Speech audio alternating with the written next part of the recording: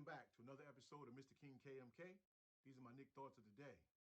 All right, today we're going to talk about Knicks Media Day and where Julius Randle's interview lies in the minds of a lot of Knicks fans. I thought Monica McNutt did an excellent job of introducing the players and reintroducing the players to a lot of the Knicks fans and ones who are just coming on board. So kudos to her. She's stepping up in the MSG game, and we like that about her. We like seeing people get an opportunity to show their interest in their teams. Now, as far as Julius Randle is concerned, I thought his interview, I thought it was a little bit vague, just on the standpoint that Julius doesn't really talk a lot. He'll answer questions that you ask him, but he's not one of those guys that just ramble on and you're going to get a whole lot of information from. But one of the things that impressed me about his interview, first of all, he looked phenomenal. He looked like he put in some real work this offseason. If he had to go by the physicality, he did bring that to the table. He looks like he's been in the gym, and we needed that from him also.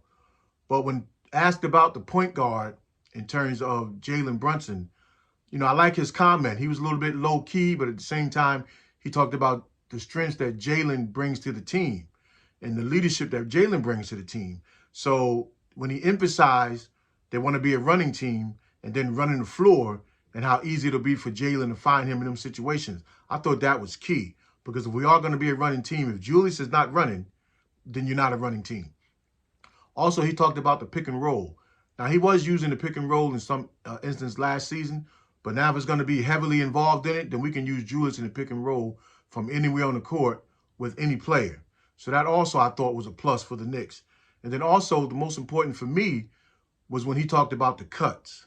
Now, that's key because if we're going to be a running team and we're going to space the floor, spacing the floor means nothing again if Julius Randle is not involved. So if Julius is going to cut from the weak side, that can only help our offense tremendously.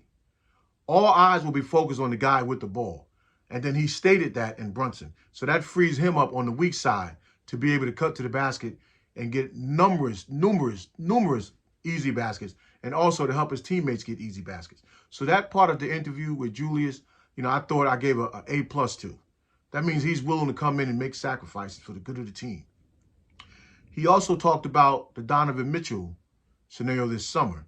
Now, he said he didn't pay attention to that. He left that up to the media guys to chop on. But you'd have to live under a rock not to know what was going on in that situation. But again, if it doesn't concern him right now, then it doesn't concern me. Another key was that he talked about the summer communication with Coach Tibbs. I thought that was key.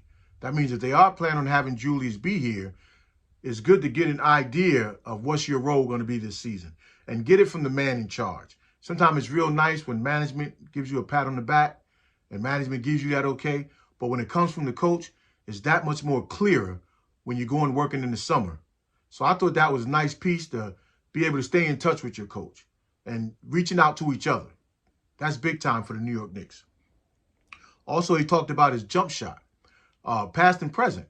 And he knows that to get back to where he want to be on a personal level, he has to be able to knock down that jump shot on a consistent basis.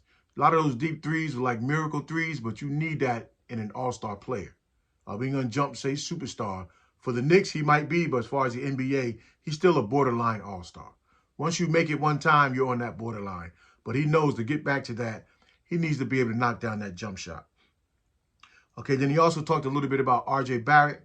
How he loves playing with RJ. He loves seeing RJ's growth, and that's just something to be expected. But what really caught my eye when he said he loves playing with his boy, Evan Fournier.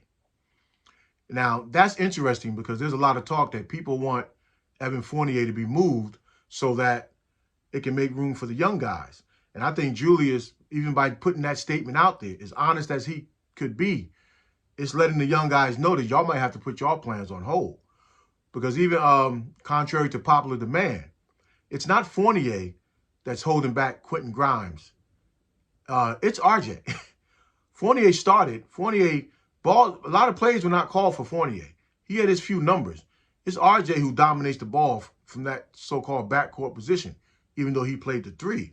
So Quentin Grimes could still be a star in the same lineup with Fournier. Could he still be a star in the same lineup with R.J. Barrett, who by right dominates the ball just as much as Julius?